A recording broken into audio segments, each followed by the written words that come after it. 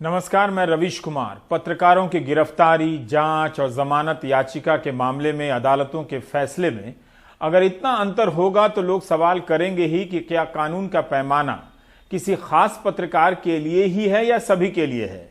एक पत्रकार के मामले की सुनवाई जल्दी हो जाती है और बाकी पत्रकारों या सामाजिक राजनीतिक कार्यकर्ताओं की सुनवाई में काफी वक्त लग जाता है। मुमकिन है कि केस और जांच की जटिलता के कारण अंतर आ जाए, लेकिन क्या अंतर इतना होना चाहिए कि 83 साल के कैदी की निजी स्वतंत्रता पर बात ही ना हो और सत्ता के करीब देखे जाने वाले एक पत्रकार की निजी स्वतंत्रता एक उदाहरण बन जाए। अगर निजी स्वतंत्रता की रक्षा की जानी है तो क्या एक की जाए या सभी की जानी चाहिए। पैट्रिशिया मुखीम मेघालय के शिलोंग टाइम्स की संपादक हैं और पद्मश्री भी। 6 जुलाई को इनके खिलाफ विलेज काउंसिल ने पुलिस में 153A के तहत शिकायत दर्ज की कि इनके एक फेसबुक पोस्ट से जनजातीय बनाम गैर जनजातीय समुदाय के बीच शत्रुता बढ़ती है और सद्भावना को खतरा पहुंचता है।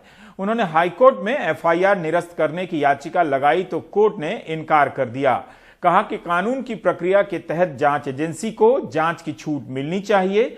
अब वे सुप्रीम कोर्ट जा रही हैं। मीडिया रिपोर्ट के अनुसार मुखीम ने अपने फेसबुक पोस्ट में 5 लड़कों पर जानलेवा हमला करने वालों की पहचान न कर पाने के कारण विलेज काउंसिल की आलोचना की थी। वायर की रिपोर्ट के अनुसार इस पर टिप्पणी करते हुए अदालत ने कहा कि जनजातीय और गैर जनजातीय समाज के बीच अधिकार और सुरक्षा को लेकर तुलना करने का प्रयास किया जा रहा है। अदालत मानती है कि इससे समाज में शत्रुता की भावना फैलती है और सद्भावना खराब होती है। पैट्रिशिया मुखीम मेघालय की हैं, इसलिए दिल्ली से उनके लिए आवाज नहीं उठी। आज उन्होंने एडिटर्स गिल्ड से इस्तीफा दे दिया। उनका कहना है कि संपादकों की यह संस्था सिर्फ उन्हीं पत्रकारों का बचाव करती है जो सेलिब्रिटी हैं, लोकप्रिय हैं। उन्होंने अपने इस्तीफे में कहा है कि गिल्ड उनके मामले में चुप रहा। वे भौगोलिक और हैसियत के लिहाज से हाशिए से आती हैं, इसलिए उनके मामले में तेजी नहीं दिखाई गई। I have resigned from the Editors Guild of India, of which I have been a member. And the reason for my resignation is because when the High Court of Meghalaya refused to quash an FIR holding me guilty under different sections of law for creating communal tension, I brought this to the attention of the Guild since Tuesday last, but there was complete silence from their side. Whereas they were very quick to give a statement on behalf of Arnab Goswami, the celebrity anchor of Republic TV. Although he was arrested on a case that is non-journalistic in nature, it was a case of abetment to suicide. वैसे guild अन्य पत्रकारों के बारे में बोलता तो है, लेकिन पैट्रिशिया के मामले में उसकी चुप्पी अखरती है। मेघालय और कश्मीर के पत्रकार अपने पेशेवर संगठन में भी नजरअंदाज कर दिए जाते हैं। पैट्रिशिया का इस्तीफा फिर से इस बहस को केंद्र में लाता है कि अर्नब गोस्वामी के मामले में अदालत और प्रेस की संस्थाएं किस तरह सक्रिय हो गईं, मगर मेघालय की पैट्रिशिया या कश्मीर के पत्रकारों के मामले में वैसी सक्रियता नजर नहीं आती है। अर्नब गोस्वामी मामले में सुप्रीम कोर्ट के फैसले और बहस के दौरान हुई टिप्पणियों के बाद अन्य पत्रकारों और राजनीतिक सामाजिक कार्यकर्ताओं के उदाहरण दिए जा रहे हैं कि अदालत का पैमाना एक जैसा नजर नहीं आता है। किसी केस में अदालत सही कदम उठाती है तो उसी से मिलते जुलते केस में तत्काल कदम क्यों नहीं उठाती है। ऐसे उदाहरणों के सहारे यह बहस आगे बढ़ाई जा रही है। अर्नब गोस्वामी के मामले में जस्टिस DY चंद्रचूड़ और जस्टिस इंदिरा बनर्जी की बेंच सुनवाई कर रही थी। अर्नब के खिलाफ मामले निरस्त नहीं हुए मगर जमानत दे दी गई। सुनवाई के दौरान जस्टिस चंद्रचूड़ ने निजी स्वतंत्रता को लेकर कुछ टिप्पणियां की हैं। कुछ टिप्पणियां इस तरह से थीं। उन्होंने कहा कि आप विचारधारा में भिन्न हो सकते हैं, लेकिन संवैधानिक अदालतों को इस तरह की स्वतंत्रता की रक्षा करनी होगी, वरना तब हम स्वतंत्रता के विनाश के रास्ते पर चल रहे हैं। हमें एक मजबूत संदेश भेजना होगा। एक महिला को पश्चिम बंगाल में एक ट्वीट के लिए पकड़ा गया था क्योंकि उसने लॉकडाउन की आलोचना की थी। उसे 41A के तहत समन जारी किया गया। क्या यह उचित है और ऐसा हो सकता है? अगर हम एक संवैधानिक अदालत के रूप में कानून नहीं बनाते और स्वतंत्रता की रक्षा नहीं करते हैं तो कौन करेगा? इस टिप्पणी की खूबी यह है कि ये एक का बचाव तो करती है मगर ऐसे ही अनेक का बचाव ना करने पर इसकी कठोर समीक्षा भी होने लगती है। सवाल उठने लगा है कि फेसबुक पर टिप्पणी करने या सरकार पर सवाल उठाने के मामले में कई पत्रकारों और सामाजिक कार्यकर्ताओं की गिरफ्तारी के मामले में अदालत का यह पैमाना क्यों नहीं लागू होता है। कपिल सिब्बल ने सुनवाई के दौरान कहा था इसी मामले में कि वे व्यक्तिगत स्वतंत्रता से संबंधित 100 में से 99 मामलों में दूसरी तरफ से हैं। इसके जवाब में जस्टिस चंद्रचूड़ ने कहा कि हम आज जो करेंगे वो परिभाषित करेगा कि हम उन 99 मामलों में क्या करेंगे। जाहिर है इस लिहाज से उन 99 मामलों को लेकर अदालत को याद दिलाना भी उतना ही जायज और जरूरी भी है। लेकिन कुछ ही दिन के बाद उत्तर प्रदेश से जुड़े एक मामले को सुप्रीम कोर्ट ने हाई कोर्ट के पास भेज दिया। अर्नब गोस्वामी के मामले के बाद 16 नवंबर को पत्रकार सिद्दीक कप्पन का मामला आया। लाइव लॉ ने रिपोर्ट किया है कि चीफ जस्टिस ने कहा है कि हम कोशिश कर रहे हैं कि आर्टिकल 32 के तहत याचिकाओं को बढ़ावा ना मिले। हम नोटिस जारी कर देंगे लेकिन फिर भी आपको हाई कोर्ट भेज सकते हैं। आर्टिकल 32 के तहत मौलिक अधिकार के उल्लंघन के वक्त सुप्रीम कोर्ट से राहत मांगी जाती है। अंबेडकर ने कहा था कि आर्टिकल 32 संविधान की आत्मा है। कपिल सिब्बल ने कहा कि कोर्ट के सामने आर्टिकल 32 के तहत कई मामले आ चुके हैं, ये सामान्य परिस्थितियों में नहीं आए हैं। एक पत्रकार जेल में है, चाहता है कि अदालत विचार करे। कपिल सिब्बल केरल पत्रकार संघ की तरफ से पेश हो रहे थे। उन्होंने कहा कि कप्पन को उनके वकीलों से नहीं मिलने दिया जा रहा है। सामान्य नजर से देखें तो एक पत्रकार के मामले में एक फैसला नजर आता है, दूसरे पत्रकार के मामले में फैसला कुछ और नजर आता है। क्या कानून की नजर से भी ऐसा देखा जा सकता है? अर्नब के मामले में सुप्रीम कोर्ट में जो बहस हुई, जो कहा गया और तेजी से फैसला आने पर अभी भी आलोचनात्मक समीक्षा हो ही रही है और लेख लिखे जा रहे हैं।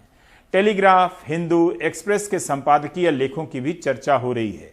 ये तीनों अंग्रेजी के अखबार हैं। हिंदू ने 13 नवंबर के संपादकीय में लिखा है, जिसका शीर्षक था कि एक और सभी के लिए निजी स्वतंत्रता पर उसके कुछ अंश इस तरह से हैं।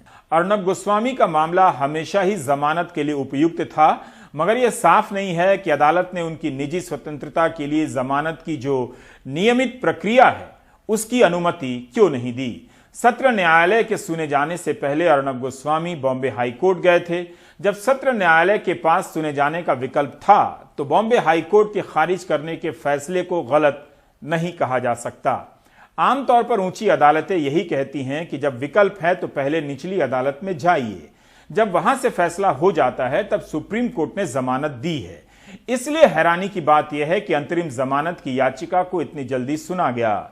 हिंदू अखबार ने आगे लिखा है कि हाल ही में सुप्रीम कोर्ट ने सुधा भारद्वाज की जमानत याचिका को मेडिकल ग्राउंड पर भी सुनने से इनकार कर दिया, ये कहते हुए कि आपके मामले में काफी दम तो है, आप नियमित बेल के लिए क्यों नहीं जाते हैं।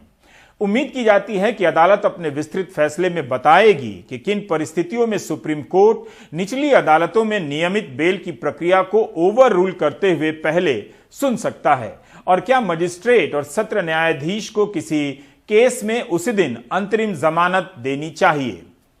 संपादकीय में हाल के कई मामलों का जिक्र है कि मौलिक अधिकार और संवैधानिक प्रश्न होते हुए भी सुप्रीम कोर्ट ने सुनने की जल्दी नहीं दिखाई, जिस तरह से अर्नब गोस्वामी के मामले में दिखाई गई। इंडियन एक्सप्रेस के संपादकीय का भी जिक्र जरूरी है, जो 14 नवंबर को जस्टिस लेक्चर के नाम से छपी है। जस्टिस डीवाई चंद्रचूड़ ने सर्वोच्च न्यायालय की जवाबदेही का वर्णन करते हुए एकदम सही कहा है। ये एक्सप्रेस लिखता है कि एक पल के लिए अर्नब गोस्वामी को भूल जाएं। अगर हम संवैधानिक अदालत के नाते कानून का पैमाना नहीं तय करेंगे और निजी स्वतंत्रता की रक्षा नहीं करेंगे तो कौन करेगा। इस मामले में अति साधारण स्पष्टता दिखाई गई है, जबकि निजी स्वतंत्रता के मामले में ऐसा लगता है कि आंखें मूंद ली गई हैं, जो हफ्तों और महीनों से सुने जाने का इंतजार कर रही हैं। सुप्रीम कोर्ट ने नागरिक बनाम राज्य के कई मामलों में खुद ही ऊंचा पैमाना नहीं बनाया है, चाहे कश्मीर में हेबियस कॉर्पस का मामला हो या पत्रकारों पर विचित्र आधार पर देशद्रोह से लेकर आतंक की धाराएं लगाने का मामला हो, जबकि पत्रकार अपना काम ही कर रहे थे। इंडियन एक्सप्रेस अखबार ने पाया है कि जनवरी से सुप्रीम कोर्ट के सामने 10 ऐसे मामले पड़े हैं जिनका संबंध अभिव्यक्ति की स्वतंत्रता से है। 10 में से जिन 4 मामलों में राहत दी गई है उनमें याचिका का सरकारी वकील द्वारा कोई विरोध नहीं किया गया। दोनों ने एक ही लाइन पर बहस की। इसके विपरीत 6 मामले ऐसे थे जहां स्टेट की तरफ से आपत्ति जताई गई थी। ऐसे मामलों में कोर्ट से राहत नहीं मिली। शब्दशः और संपूर्ण अनुवाद मुश्किल है, न संपादकीय का, न जजों की टिप्पणियों का, और जगह की कमी भी है।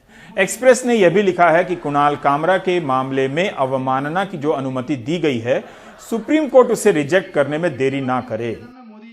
वहीं के वेणुगोपाल कुणाल कामरा के मामले में अवमानना की इजाजत देते हैं। मोदी जी ने जन्म ही इसलिए लिया है। और इस पर बात करने के लिए हमारे साथ संविधान विशेषज्ञ फैजान मुस्तफा साहब हैं। फैजान साहब, मेरा सवाल यही है बुनियादी तौर पे कि निजी स्वतंत्रता क्या है। सुप्रीम कोर्ट ने जो टिप्पणी की है उसके संदर्भ में भी बता दें, और जो संवैधानिक परंपरा और जो तथ्य हैं उसके संदर्भ में भी बता दें। ये जवाब लंबा हो सकता है, लेकिन अगर आप चंद जरूरी मिसालों के जरिए स्पष्ट कर दें तो हम आगे बढ़ें इस बातचीत में। रवीश, किसी भी संविधान में जो पर्सनल लिबर्टी और जीवन का अधिकार होगा वो सबसे महत्वपूर्ण अधिकार होगा, क्योंकि ये आप जब जिंदा रहेंगे तभी तो अभिव्यक्ति का अधिकार या आपके बिजनेस या ऑक्यूपेशन का अधिकार, तो बाकी सारे अधिकार जब आएंगे जब आपको एक right to life and liberty. अब इसमें लाइफ का मीनिंग क्या है?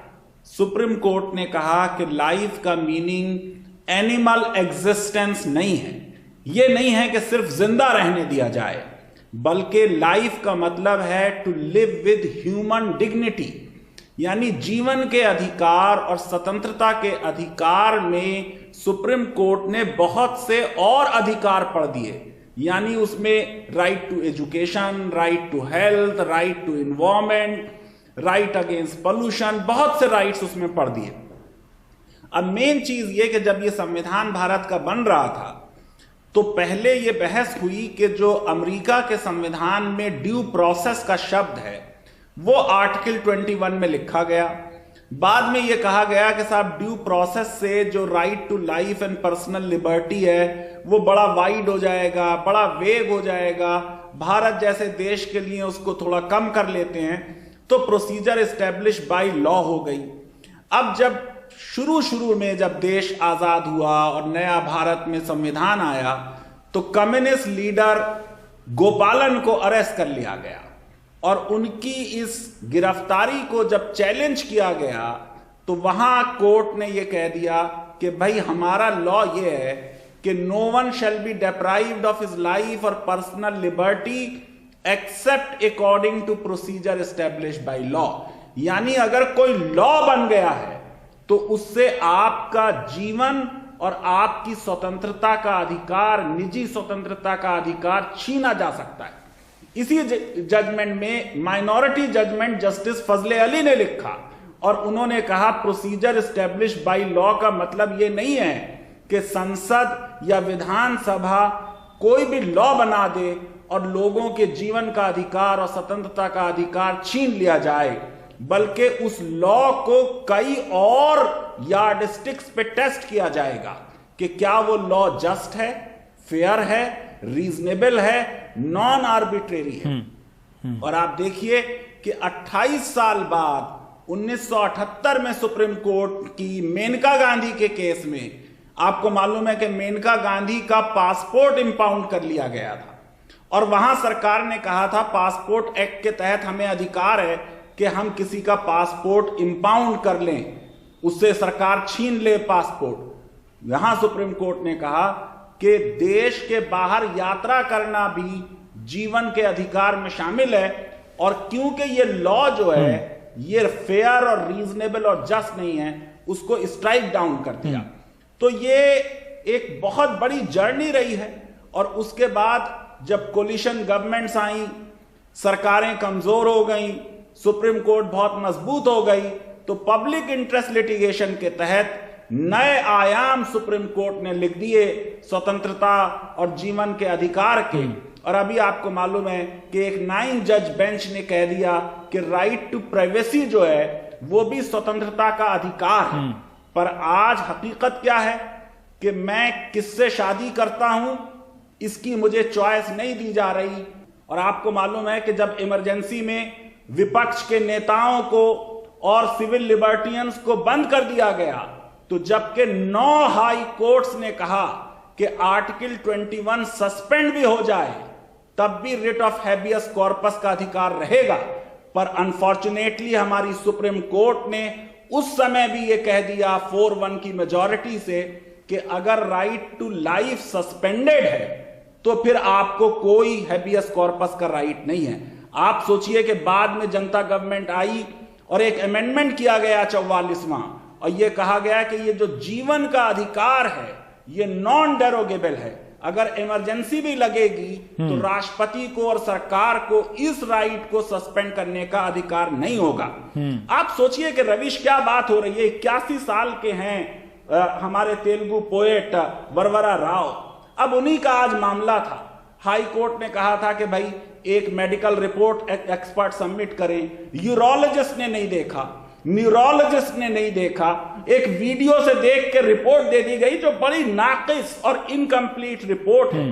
तो इस समय जिस तरीके के लॉज देश में बने, यूपा, एनएसए, टाडा, मीजा, ये सब एंटी लिबर्टी लॉज हैं, इसीलिए इनको ब्लैक लॉज कहा जाता है।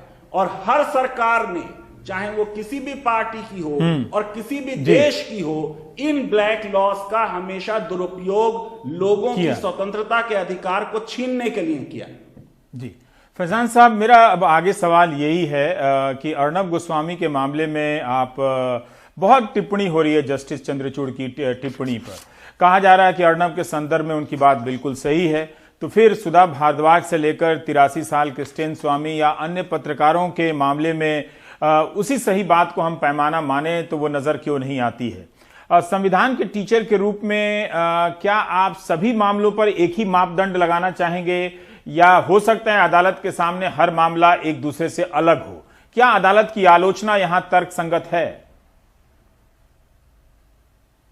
रवीश, हमारी सुप्रीम कोर्ट ने बार बार कहा है कि हमारे जजेस के बड़े ब्रॉड शोल्डर्स हैं और वो अपने क्रिटिसिज्म को बड़ी खुशी खुशी एक्सेप्ट करते हैं।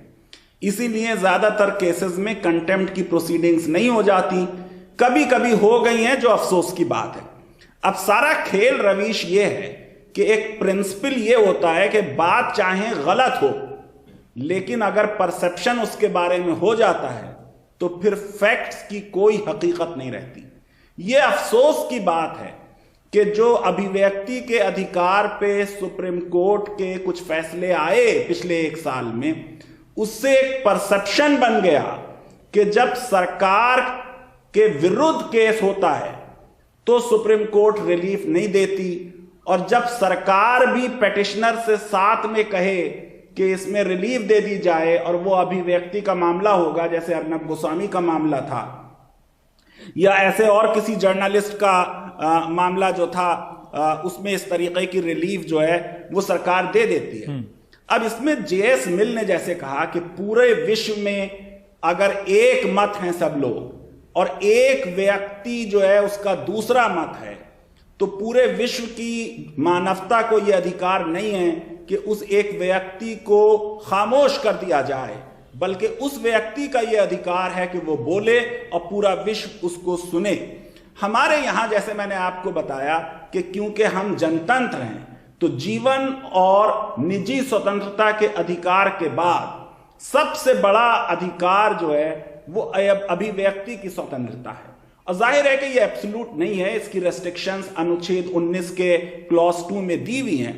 लेकिन देखिए, इंडियन एक्सप्रेस ने एक बड़ी अच्छी स्टोरी की थी जुलाई अगस्त में कि 2020 में कोई 10 केसेस जो सुप्रीम कोर्ट में गए, उनमें से जो 6 केसेस जिसमें सरकार अपोज कर रही थी और वो जर्नलिस्ट का, फ्रीडम ऑफ प्रेस का, अभिव्यक्ति के अधिकार का मामला था, उसमें सुप्रीम कोर्ट ने रिलीफ नहीं दी। और वो केसेस जिसमें तुषार मेहता अपीयर हुए और उन्होंने भी कहा कि हाँ भाई रिलीफ मिलनी चाहिए, उसमें रिलीफ मिल गई। अब आप ये देखिए कि ये जो पहला केस था अर्नब गोस्वामी का मामला है, आपको मालूम है कि वो महाराष्ट्र में पलघर में साधुओं की अनफॉर्चुनेट हत्या हो गई और उस पर अर्नब गोस्वामी ने सोनिया गांधी पे बड़ी अनुचित टिप्पणियां कर दी जो उनके इतने बड़े जर्नलिस्ट की तरफ से नहीं होनी चाहिए।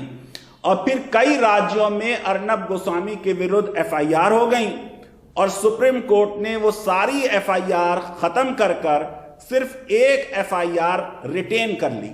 अब ऐसा ही मामला पंकज पुनिया का था, वो मामला 19 मई को होगा। पंकज पुनिया का मामला सुप्रीम कोर्ट में 11 दिन बाद 30 मई को आएगा। यहां पे इनके ऊपर यूपी में, मध्य प्रदेश में, हरियाणा में चार्ज लगा के रिलीजियस सेंटिमेंट्स को इन्होंने हर्ट किया है, लेकिन यहां सुप्रीम कोर्ट ने एफआईआर्स को क्वैश करने से इनकार कर दिया। इसी तरीके से शर्जील इमाम का मामला ले लीजिए, जेएनयू के स्टूडेंट रहे हैं, इनके ऊपर सेडिशन और हेट स्पीच का चार्ज लगा। इनके ऊपर भी एफआईआर 5 राज्यों में की गई, आसाम में, अरुणाचल प्रदेश में, दिल्ली में, यूपी में, मणिपुर में। ये सब बीजेपी रूल्ड स्टेट्स हैं ज्यादातर, और अब दिल्ली को भी इंक्लूड ही कर लेते हैं लोग उसमें। तो यहां पर भी सुप्रीम कोर्ट ने जो है वो इन्वेस्टिगेशंस को स्टे करने में और एफआईआर्स को क्वैश करने में नहीं कोई कदम उठाया। विनोद दुआ के मामले में भी इन्वेस्टिगेशन में स्टे नहीं हुआ। तो ये जो एक इनकंसिस्टेंसी हो जाती है, उससे वो परसेप्शन बन जाता है जो मैंने आपको बताया कि लॉ का फंडामेंटल प्रिंसिपल है कि justice should not only be done, it should appear to have been done. मैं ये नहीं कह रहा हूं कि ये सारे केसेस में सुप्रीम कोर्ट ने गलती किया, लेकिन लोगों को लगा ये कि शायद जस्टिस नहीं हुआ। और अगर ये किसी इतनी बड़ी अदालत के बारे में परसेप्शन बन जाए तो फिर ये उस अदालत की जिम्मेदारी है कि उसे करेक्ट करें। अभी जो टिप्पणी जो जस्टिस चंद्रचूड़ ने दी है वो पर्सनल लिबर्टी के लिहाज से बहुत सही हैं, बहुत अच्छी हैं, लेकिन उसके एकदम बाद ही अभी देख लीजिए कि जो ये मलयाली जर्नलिस्ट का हाथरस वाला केस आया, उसमें नोटिस इशू हो गया, यानी उसमें कोई जल्दी रिलीफ नहीं हो रही। आप देखिए कि जम्मू एंड कश्मीर में 5 अगस्त 2019 के बाद से 550 हैबियस कॉर्पस की पेटिशंस फाइल हुई, उन पे सुनवाई नहीं हो रही। सुप्रीम कोर्ट में जो फ्रीडम ऑफ स्पीच का मामला वहां से गया, जो वहां पर अभिव्यक्ति का और अखबारों का उन पे जो अंकुश लगाए हुए थे, उनके बारे में भी बहुत डिले हुआ। तो ये एक परसेप्शन बन गया है। मैं ये समझता हूं कि शायद गलत है ये परसेप्शन, लेकिन सुप्रीम कोर्ट को आगे आके अपनी रिस्पेक्ट को कायम करने के लिए ये जरूर लगना चाहिए कि जो न्यायपालिका है वो वास्तव में न्याय कर रही है और वो ये नहीं देखती कि कौन पार्टी उसके सामने। एक और बात हम जानना चाहेंगे कि बेल को लेकर कई तरह की बातें हैं कि आप पहले सत्र न्यायालय में जाइए, फिर हाई कोर्ट में जाइए, फिर सुप्रीम कोर्ट में जाइए। अब एक ही मामले में सुप्रीम कोर्ट का कहना होता है कि आप पहले हाई कोर्ट में जाइए, और एक दूसरे मामले में सुप्रीम कोर्ट सत्र न्यायालय से पहले फैसला दे देती है। क्या बेल के मामले में कोई स्टैंडर्ड है, कोई एक मापदंड है, या फिर सुप्रीम कोर्ट अलग अलग परिस्थितियों में या कोई भी अदालत अलग अलग परिस्थितियों में जमानत के मामले में फैसला करती है? देखिए रवीश, बेहतर यह होता है कि जो जुडिशियल डिसीजंस हों उनमें प्रिडिक्टेबिलिटी हो। प्रिडिक्टेबिलिटी का मतलब यह है कि लोगों को मालूम हो कि इस तरह के हालात में पहले कोर्ट ने यह फैसला दिया है, इसका मतलब आगे भी कोर्ट यही फैसला देगी। ये कॉमन लॉ का जो सिस्टम हमने इंडिया में एडॉप्ट किया, जिसमें पुराने जजमेंट फ्यूचर में फॉलो किए जाते हैं एज अ प्रेसिडेंट या नजीर, उसमें सर्टेनिटी इसीलिए आती है कि अदालतें अपने पुराने जजमेंट्स पे आमतौर से उन्हें बदलती नहीं है। बेल का मामला हो या हैबियस कॉर्पस का मामला हो, इधर इतनी इनकंसिस्टेंसी आई कि इनकंसिस्टेंसी जो है वो नॉर्म बन गया कि अब ऐसा लगता है कि हर केस में कोर्ट एक अलग फैसला कर देती है, जो मैं समझता हूं सही नहीं है। देखिए, जो बेलेबल ऑफेंसेस हैं उनमें बेल राइट है, फौरन मिल जानी चाहिए। जो नॉन बेलेबल ऑफेंसेस हैं उसमें बेल डिस्क्रिशन है जज का, लेकिन ज्यादातर कोशिश ये होनी चाहिए कि रूल हो बेल और जेल हो एक्सेप्शन। लेकिन आप देखिए कि बेल के ऑर्डर्स, कन्हैया कुमार का ऑर्डर जो दिल्ली के जज ने दिया, बहुत लंबा, उसमें कई गैर जरूरी बातें कर दी गई। आपको याद होगा मोहसिन शेख के बेल के मामले में कह दिया गया कि साहब विक्टिम के रिलीजन से प्रोवोक हो गया अभियुक्त। तो ये जो एक इनकंसिस्टेंसी आई है, इससे भी मैं कहता हूं कि कोर्ट के बारे में परसेप्शन जो है वो अच्छा नहीं हुआ। तो अब आप ये देख लीजिए कि कितने केसेस ऐसे हैं जिसमें पावर्स के मिसयूज का मामला है। आप ये देखिए कि हैबियस कॉर्पस के मामलात में सुने नहीं जा रहे हैं। काफी अंतर विरोध है, मतलब इनकंसिस्टेंसी का मतलब है कि एक मामले में कुछ फैसला है, दूसरे मामले में कुछ फैसला है। मैं दो उदाहरण देकर और पूछना चाहता हूं कि इसे अदालत कैसे करेक्ट करे। जैसे बिहार में बलात्कार पीड़िता को ही अदालत ने जेल में भेज दिया, या फिर कफील खान के मामले में इलाहाबाद हाईकोर्ट ने कहा कि अवैध रूप से इनलीगल उन पर एनएसए लगा दिया गया। ये तो आप पर, हम पर, किसी पे भी कोई लगा दे अवैध रूप से और 6 महीने के लिए बंद कर दे, इसका करेक्शन अदालत कैसे दूर करे। अंतर विरोधों के अलावा भी हम तो बड़ी अदालतों के पास ही जाते हैं। अगर सत्र न्यायालय में ऐसा हुआ है तो हम हाईकोर्ट में जाते हैं, वहां के बाद हम सुप्रीम कोर्ट में जाते हैं। तो इस तरह के अंतर विरोधों को अदालत कैसे ठीक करे।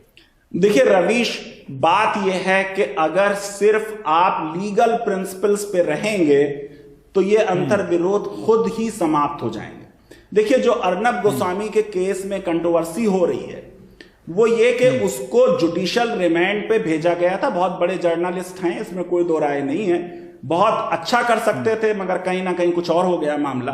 अब इसमें एक जजमेंट नहीं है सुप्रीम कोर्ट का, राहुल मोदी का जजमेंट है, रामचंद्र राव का जजमेंट है, कितने जजमेंट है सुप्रीम कोर्ट के, जिसमें सुप्रीम कोर्ट ने यह कह दिया कि अगर एक जुडिशियल ऑर्डर मजिस्ट्रेट का है रिमांड का तो हम ऐसे में हैबियस कॉर्पस नहीं सुनेंगे।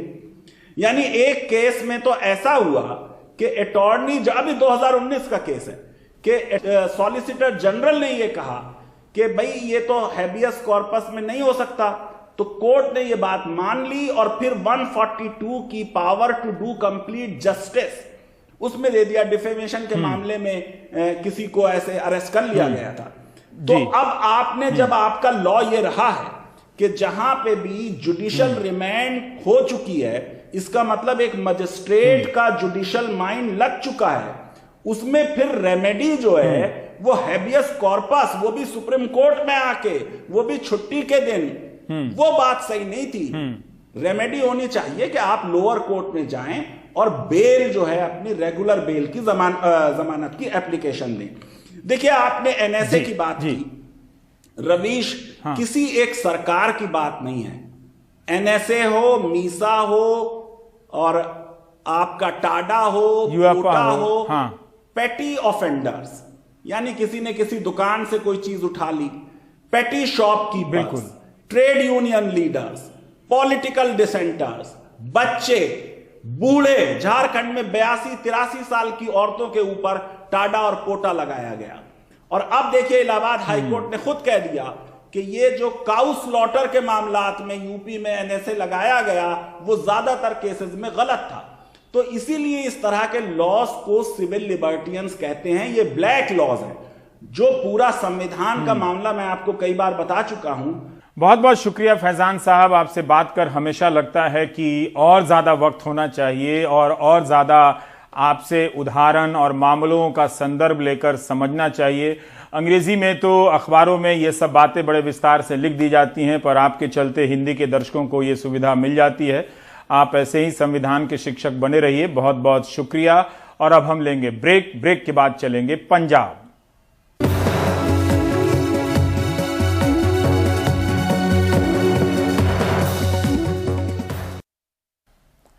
पंजाब में पिछले कई महीनों से केंद्र के कृषि विधेयक के खिलाफ आंदोलन चल रहा है।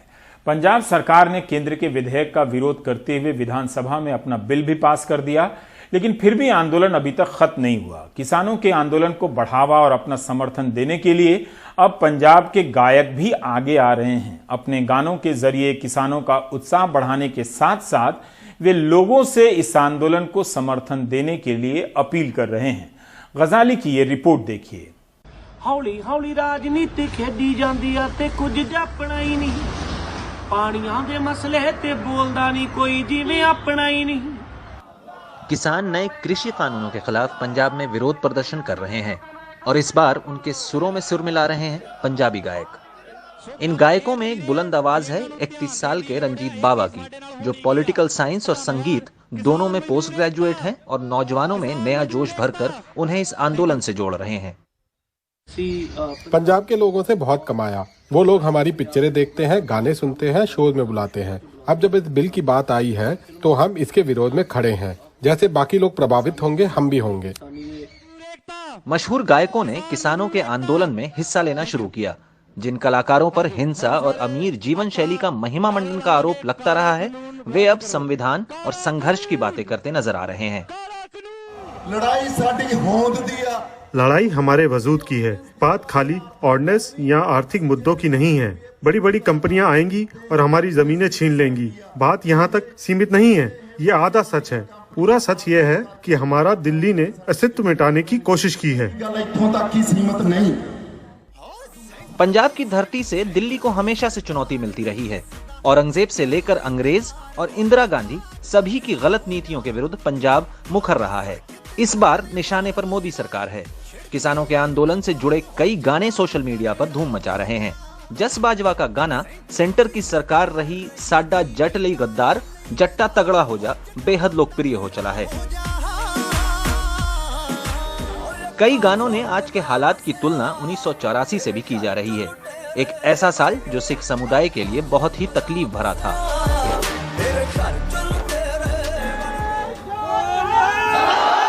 गायक न सिर्फ लोगों से किसान आंदोलन में शामिल होने की अपील कर रहे हैं, बल्कि उन्हें यह भी बता रहे हैं कि कैसे नए कृषि कानून में निजीकरण से उनका भविष्य खराब हो सकता है। सारा कुछ अपने हाथ है, करना अब सब कुछ हमारे हाथ में है कि हमें अब करना क्या है। हमारे पास 10-12 दिन है, तब तक हमारी बात पहुंच जाए। बात पहुंच भी गई है, बस कानों में जूं रेखनी बाकी रह गई है। नहीं सरकनी वो सरका दो मैं ना। पंजाब के पुराने जानकारों का मानना है कि पंजाब में ये सामाजिक उथल पुथल काफी समय से चल रहे हालात का नतीजा है। चंडीगढ़ के श्री गुरु गोविंद सिंह कॉलेज के इतिहास के प्रोफेसर हरजेश्वर पाल सिंह का मानना है कि कोरोना के कारण कमजोर अर्थव्यवस्था और मंदी के कारण भी ये गायक किसानों के आंदोलन में शामिल हुए हैं। इनमें से बहुत सारे लोग खुद किसानी से संबंधित है, उस कल्चर से संबंधित है, जिसका सबसे ज्यादा इसका प्रभाव जिसको इस फार्मिंग एक्ट से पड़ रहा है। दूसरी बात मुझे ये लगता है कि ये जो कोरोना महामारी है उसमें बहुत सारे सेक्टर्स का जो नुकसान हुआ है, उसमें म्यूजिक इंडस्ट्री का भी बहुत सारा नुकसान हुआ है और ये लोग भी काफी अनएम्प्लॉयड है। सो ये एक तरह से इनके कुछ पर्सनल इंटरेस्ट भी इसमें जुड़े हुए हैं। तीसरी बात जो है वो मुझे लगता है कि यहाँ पर इनकी फैन फॉलोइंग, जितने भी ये पंजाब में कलाकार है पंजाबी म्यूजिक इंडस्ट्री के, उनकी फैन फॉलोइंग जो है वो बहुत बड़ी है और उनकी फैंस का जो प्रेशर है वो भी इनके ऊपर, कलाकार के ऊपर है। इतिहास गवाह है कि पंजाब में जब भी संघर्ष हुआ है तो उसमें गायकों और इतिहासकारों ने एक अहम भूमिका निभाई है। और इसी तरह जब अब कृषि कानून के खिलाफ पंजाब में हर जगह संघर्ष चल रहे हैं, आंदोलन हो रहा है, तो आज के समय के जो पंजाबी गायक हैं उन्होंने भी अग्रिम पंक्ति में आकर इस संघर्ष का साथ दिया है, जिससे इस पूरे कृषि कानून के खिलाफ आंदोलन को एक नई ताकत मिली है। चंडीगढ़ से मोहम्मद गजाली, एनडीटीवी इंडिया।